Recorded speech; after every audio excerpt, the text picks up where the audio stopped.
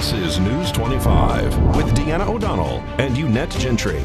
News 25, local news you can count on. News is brought to you by J.K. Nelson Law. Give them a call, 727-9900. Today's news is also brought to you by Gunny's Air Conditioning and Heating. New service and repair.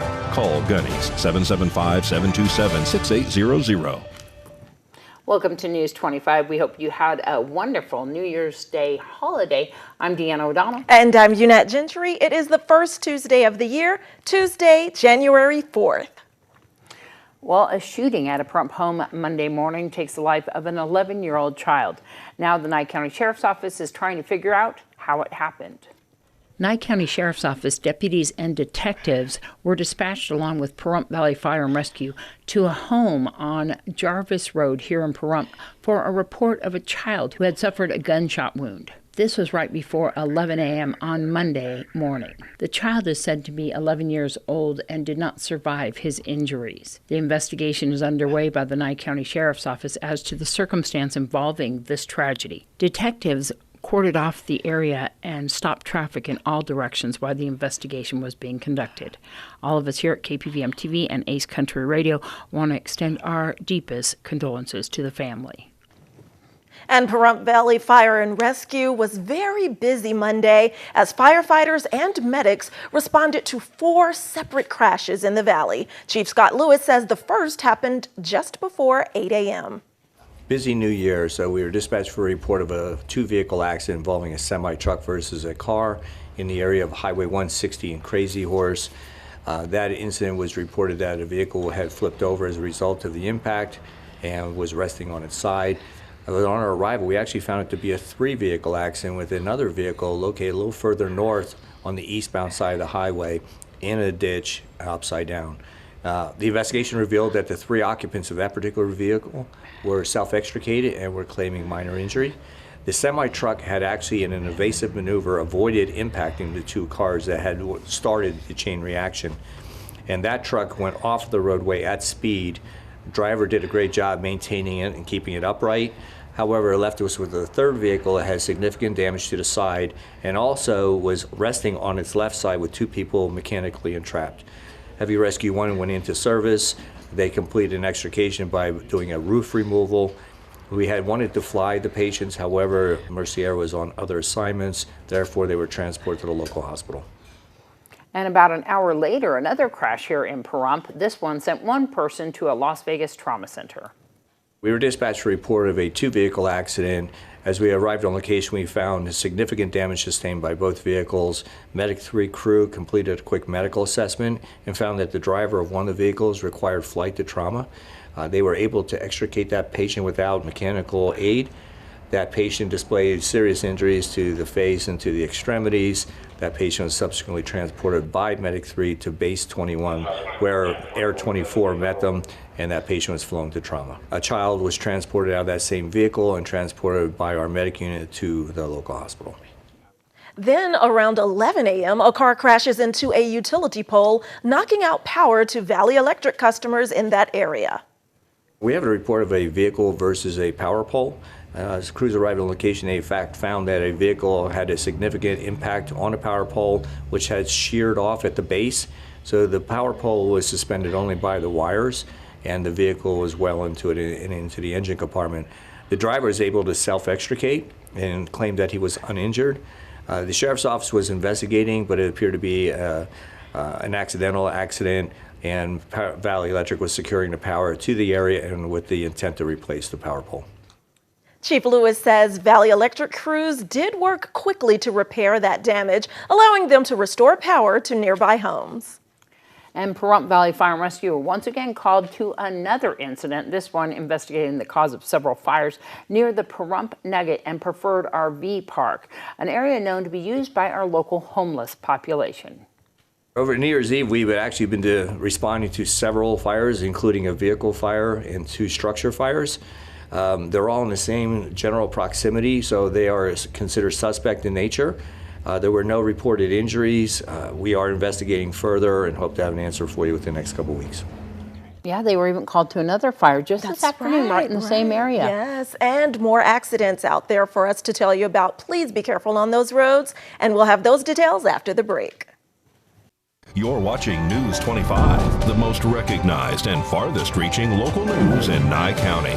News 25, local news you can count on. Welcome back. Well, police say a 5-year-old Pahrump child was allegedly kidnapped by his grandmother over the weekend. Luckily, he's been returned. The Nye County Sheriff's Office says 5-year-old Raylan Porter is back with his legal guardian after allegedly being kidnapped by his own grandmother, Terry Porter. The Sheriff's Office posted an alert on social media Sunday asking for the public's help locating Raylan and his grandmother. Authorities say Porter pulled a gun on the boy's father and took the child. She was reportedly heading toward Las Vegas, but was ultimately located here in Pahrump. Once deputies found them, Raylan was returned to his legal guardian. Terry Porter was taken into custody. At this time, it's unclear what charges she's facing. And NCSO deputies report responding to a single vehicle rollover Monday just after 2 p.m. The road was temporarily closed in both directions during that investigation and cleanup of debris. This occurred on US 95 at mile marker 71. Thankfully, no injuries were reported, and News 25 is awaiting further information from the Nye County Sheriff's Office for incident regarding information on that crash. And we are still waiting information on another crash. Deputies of the Nye County Sheriff's Office posted on their Facebook page this morning that they were dispatched to a crash early around 6 a.m. Nevada Highway Patrol and the Nye County Sheriff's Office arrived on scene to Highway 160 just north of Leslie Street for a crash with unknown injuries. The details of this incident are still unknown, and we are waiting to receive information by news time from the Nye County Sheriff's Office. And Pahrump Valley Fire and Rescue is starting off the new year with a new vehicle. And more than a year in the making, it is now on the streets. The department has taken delivery of a custom-made van that will serve as a mobile command post. Chief Scott Lewis says that the climate-controlled communications center will help firefighters better manage major incidents. This is a 2021 mobile command post. It was a year and a half in the making to design it for our harsh environment and also give us the ability to do things that we historically haven't been able to do on our long duration incidents, mostly fatal house fires or serious structure fires where we need to be committed for multiple hours, fatal motor vehicle accidents that occur in the remote areas of our county. We recognized a gaping hole that we couldn't effectively manage an incident from the back of the vehicles for extended periods of time. So we researched it. We didn't necessarily want to go to a very expensive motorhome platform, which could cost up to $1 million.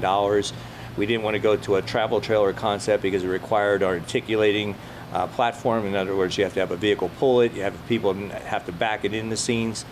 So we came up with this concept, which is very similar to a smaller Class B motorhome, whereas you can operate inside, or with the awning, you can actually operate certain aspects on the outside of the vehicle depending on the weather. This is a climate control for heat and air conditioning. It allows multiple workstations for managing an incident. It also gives us the ability to have a workstation platform where multiple people can get around a table and draw out the incident and make sure all the incident command concepts are met. This also gives us the ability to monitor through a telescoping light tower to illuminate scenes in the most dark in areas of our county and the town, and it has a point-to-zoom camera fixed to the top of it. As you can see in the background, our green command light is illuminated next to the communications rack, which has all the various antennas for the multiple radio stations. So if we're operating with multi-agencies at the same time, we can switch to their respective frequencies and still talk with them simultaneously. It also gives us the ability to get into the most remote areas of our county because it's a diesel engine, holds 26 gallons of fuel. It holds a 12 kW diesel generator, so we can operate separately or we can plug into an established shoreline and operate that way as well.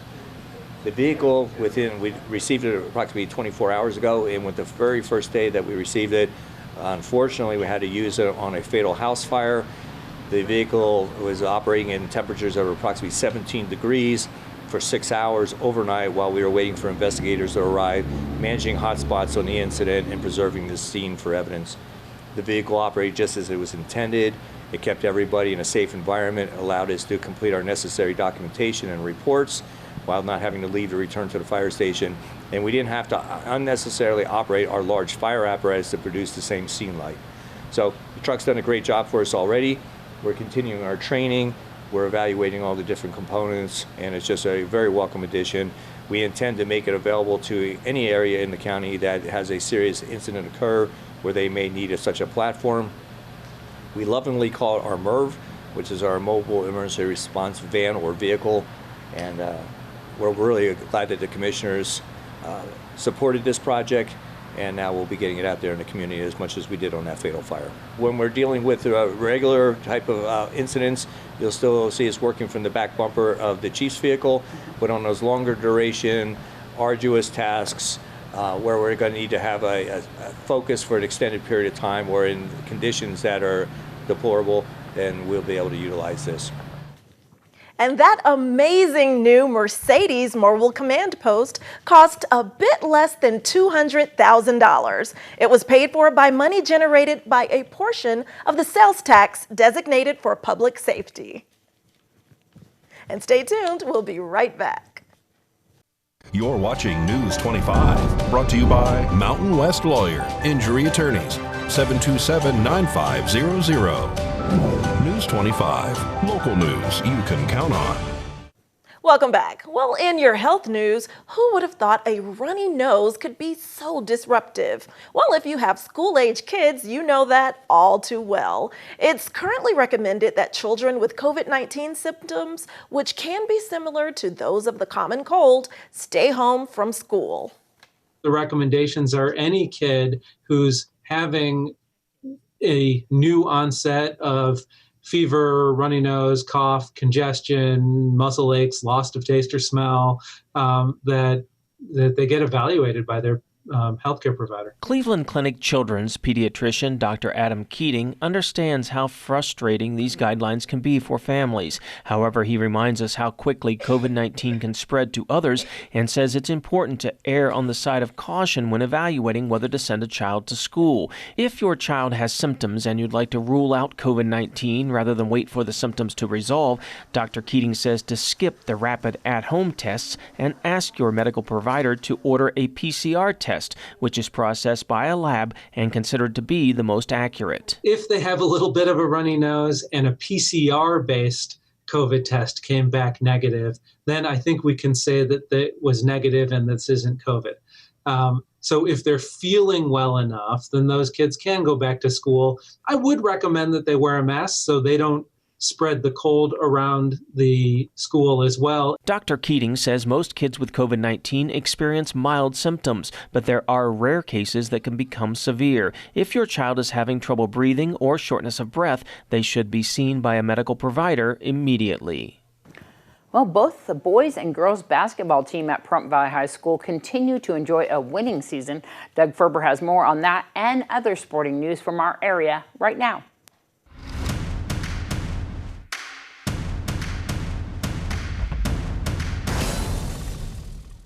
Hello, sports fans. The PVHS boys basketball team takes a 6-4 record into their home game against Pinecrest Academy tomorrow night. The boys have been led by junior Aiden McClard, who Coach David Wilson says has continued to improve. So Aiden's a really good player. He's came a long ways in a short period of time. He's really good at using his length and his size, and his jump shot has really started to come around as well. McClard, who is averaging 14 points a game to lead the Trojans, said the tournament they played during the winter break may have been just what they needed to turn the corner heading into league play. We played a pretty good tournament. All around, we played good as a team. We had good ball movement. We hit good outside shots, which is what we've been needing as a team. Meanwhile, the undefeated Lady Trojan basketball team are back on the court Thursday here at home against Del Sol. Then travel to Moapa Valley Saturday for a key matchup. Coach Bob Hopkins knows that his girls will be tested. So far the season's going great. We're 12-0. And the toughest competition is coming up after Christmas. We play Del Sol on Thursday the 6th, and then we play Moapa Valley, which I believe is probably the toughest team in the South that I've seen so far. The Winnipeg Jets came into T-Mobile Sunday having had a 2-week hiatus, but beat the Golden Knights 5-4 in overtime. The VGK entered the third period tied with the Jets, but Winnipeg quickly scored twice early in the third to take a commanding 4-2 lead. The VGK didn't quit. With less than 7 minutes left, Matthias Janmark scored for the Knights. Then with 9 seconds to play, he added another goal to tie it up at 4. Unfortunately, Winnipeg's Kyle Connor scored the game winner midway through the overtime period. The Golden Knights host the Nashville Predators tonight at T-Mobile. The puck is set to drop at 7 p.m. Daniel Carlson kicked a 33-yard field goal with time running out to boost the Raiders over the Indianapolis Colts 23-20 Sunday in Indy. The Raiders needed to win to stay in the wild card race. The game was a seesaw battle from the get-go, with the Raiders taking a 13-10 halftime lead. The score was tied at 20 when Carlson booted the game winner as time ran out. The Raiders will now get to control their own destiny next week when they host the Los Angeles Chargers Sunday in a nationally televised game here at Allegiant Stadium with kickoff set for 5:20 p.m. If you have any athletes, inspirational stories, or ideas, send me an email at dougf@kpvm25.tv. Now, back to the news desk. News 25 Weather Cam is brought to you by Lerner and Rowe Injury Attorney's Office in Pahrump. In a wreck, need a check? Call 702-877-1500. Beautiful day. Yes, it is. Clear skies, but those temperatures are still cooling off a bit at night. We'll take a closer look at the forecast and what else you can expect for the first weekend of the year after the break. News 25 weather is brought to you by Dairy Council of Nevada. The splash of cream in your coffee, the dollop of sour cream on your burrito, the melted toasty cheese on your pizza. Undeniably delicious, undeniably dairy.